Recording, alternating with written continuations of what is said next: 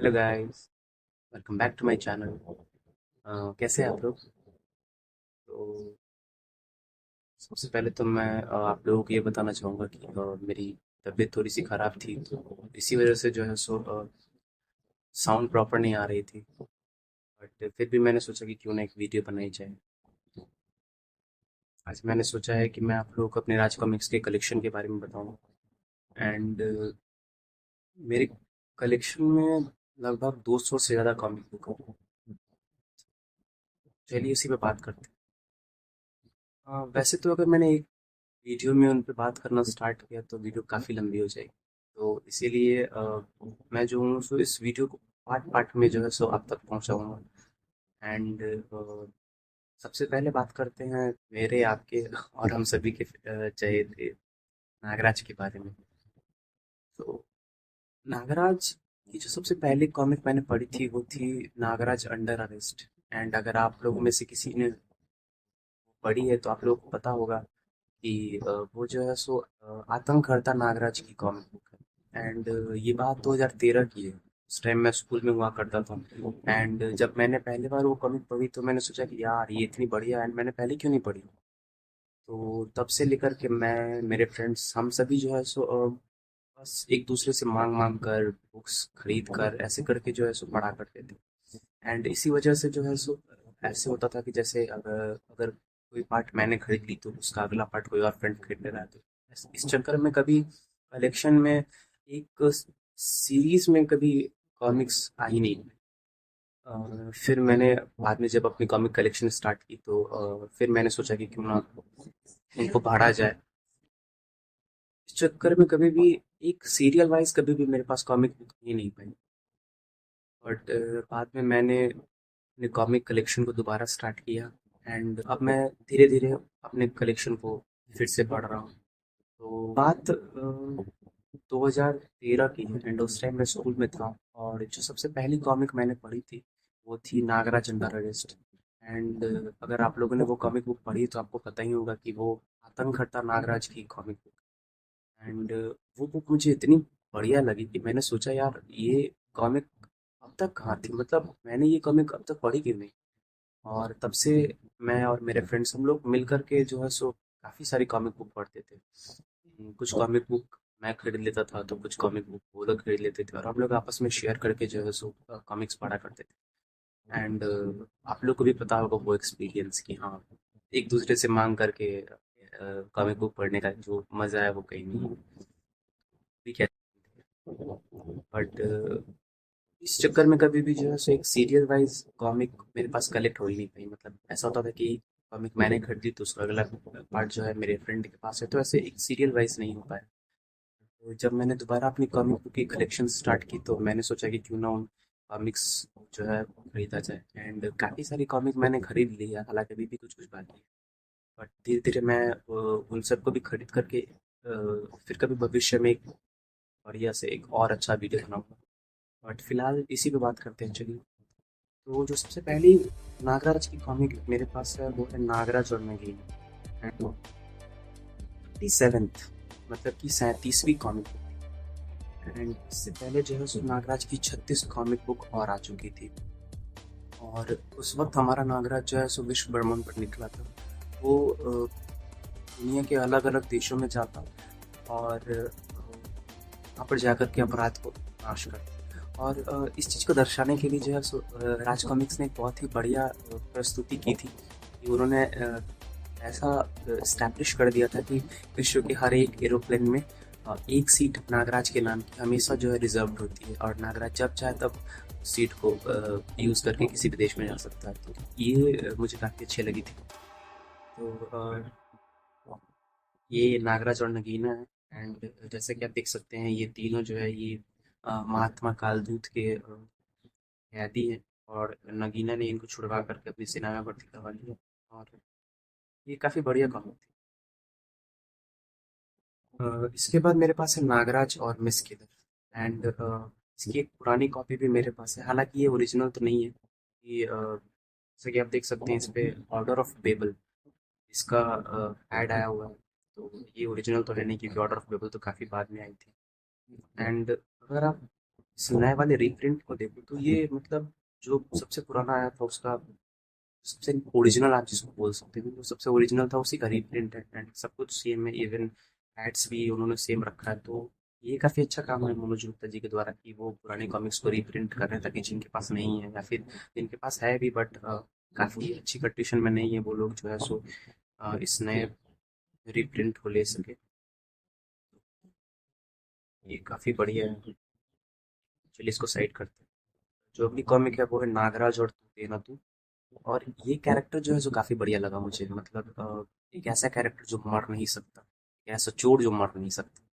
और इस कैरेक्टर को दोबारा से नरक नाशक नागराज की नाग ग्रंथ में लिखा गया और वहाँ पे इसकी कहानियाँ जोरदार है। तो आपको नाग ग्रंथ जरूर पढ़नी चाहिए। आई मीन अभी के टाइम में तो वो सबसे बढ़िया मुझे लगी। उसकी कहानियाँ मतलब इतनी डिटेलिंग के साथ लिखी हुई है वो काफ़ी बढ़िया, प्लस एक नया टेक। अगर कोई चीज़ पहले से देख चुके हो और आपको अगर उससे हट करके कोई और कहानी देखने को मिलती तब वो बढ़िया लगती, और नागरंथ कुछ ऐसी ही हो तो आपको नागरंथ पढ़नी चाहिए।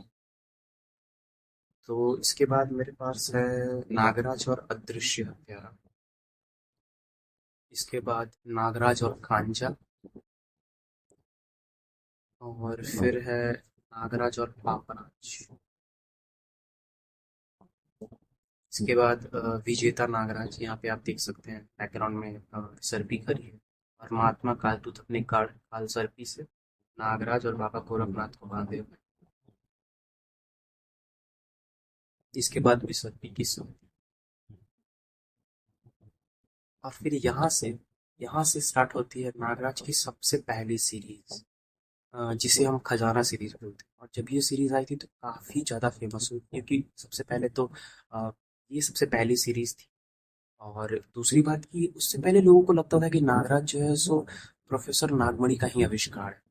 और इस सीरीज को पढ़ने के बाद लोगों को नागराज की असली ओरिजिन का पता चला। और एक और बात जो थी कि एक रहस्यमय शख्स जो कई सारे विलन्स को इकट्ठा कर रहा था और उन सभी को मौका दे रहा था कि आप नागराज को मारो। और बाद में पता चला कि वो जो रहस्यमय शख्स जो है वो कोई और नहीं बल्कि नागराज का अपना चाचा, यानी कि नागपाशा है। और बाद में चल के नागपाशा जो है वही नागराज का सबसे बड़ा विलन बनता। तो ये कॉन्सेप्ट मुझे काफी अच्छा लगा। और इसमें जो है सो टोटल पांच कॉमिक्स थी। जो सबसे पहली थी वो थी शाकुरा का चक्र, और मेरे पास इसका एक पुराना वर्जन भी है, हालांकि ये भी ओरिजिनल नहीं है, या शायद हो सकता है। हाँ, ये लग तो रहा है कि ओरिजिनल, पता नहीं, काफी पुराना है। नहीं, ये ओरिजिनल नहीं है। अगर ओरिजिनल होता तो इस मॉडल बेबल का ऐड नहीं होता। फिर भी ये है तो काफी पुराना। और जैसे कि आप देख सकते हैं दोनों में ही जो है सो इसके आर्ट वर्क पे हल्का सा अंतर है। बढ़िया है।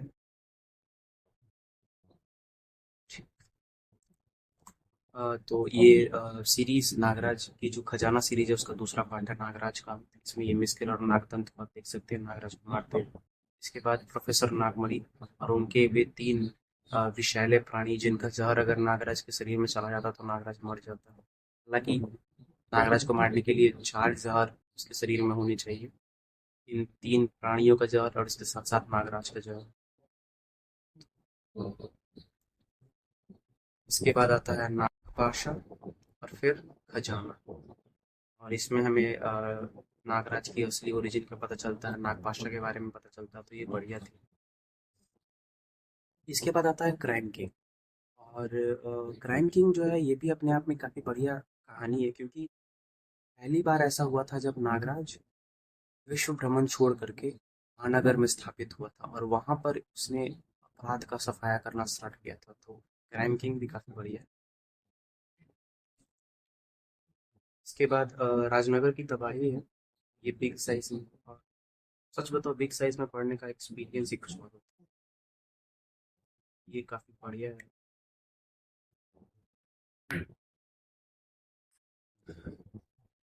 इसके बाद मेरे पास स्नेक पार्क।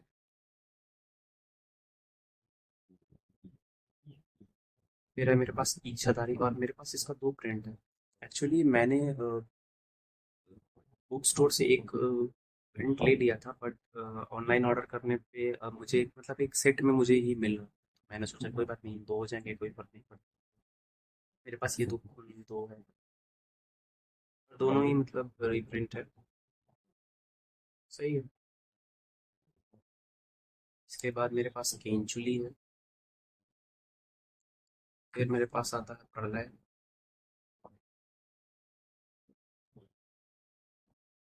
इसके बाद विनाश, ये भी बिग साइज में।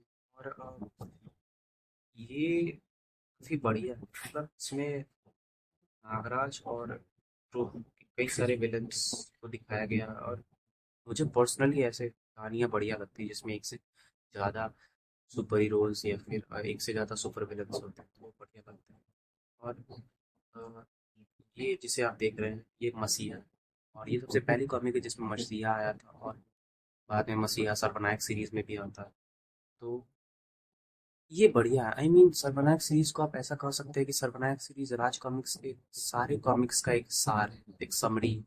तो अगर आपने बाकी सारे कॉमिक्स पढ़े हैं तो आपको जो है सो सर्वनायक काफी बढ़िया से समझ में आए।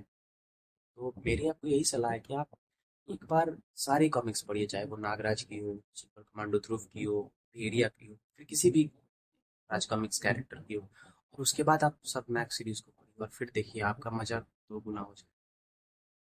तो ये था विनाश। इसके बाद मेरे पास जहरीले है।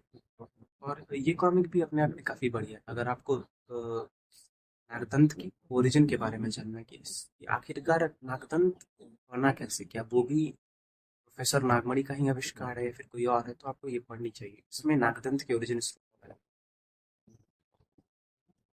इसके बाद तानाशाह, ये भी मेरे पास बिग साइज में है।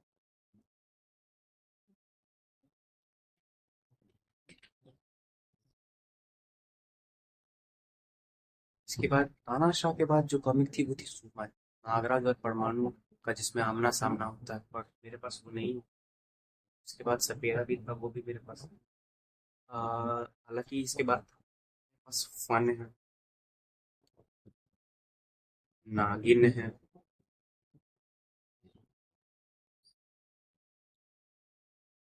इसके बाद विश्वम्भर। ये कहानी काफी बढ़िया है। एक कैरेक्टर जो किसी भी चीज को जीवन दे सकता है, यानी कि अमृत। और दूसरा जो किसी भी प्राणी से उसके जीवन को तुरंत छीन सकता है, यानी कि अमृत। और ये दोनों पृथ्वी पर आकर के एक खेल खेलते हैं। और इसका खामियाजा जो है वो पृथ्वीवासियों को भुगतना पड़ता है। ऐसे में नागराज इन दोनों से कैसे निपटेगा, यही इस कहानी में दिखाया गया है। तो ये काफी बढ़िया है। इसके बाद है सम्मोहन। और ये कर्णवशी है जो नागराज को अपने सम्मोहन में बांध लेता है। और यहाँ पर आपको एक द्वंद देखने को मिलेगा, क्योंकि नागराज भी जो है वो सम्मोहन विद्या का माहिर है। तो ऐसे में क्या होगा जब दो सम्मोहन विद्या के माहिर एक दूसरे से टकराएंगे। तो ये काफी बढ़िया है सम्मोहन, और इसके बाद ये राज का राज, ये दोनों काफी बढ़िया। चलिए, इस वीडियो को यहीं पे ख़त्म करते हैं, वरना काफ़ी लंबी वीडियो हो जाएगी। और इसके अगले पार्ट में नागराज की जो बाकी कॉमिक्स बच गए हैं, मैं उनके बारे में आपसे बात करूँ। तो तब तक के लिए आप सभी से विदा चाहूँगा। धन्यवाद।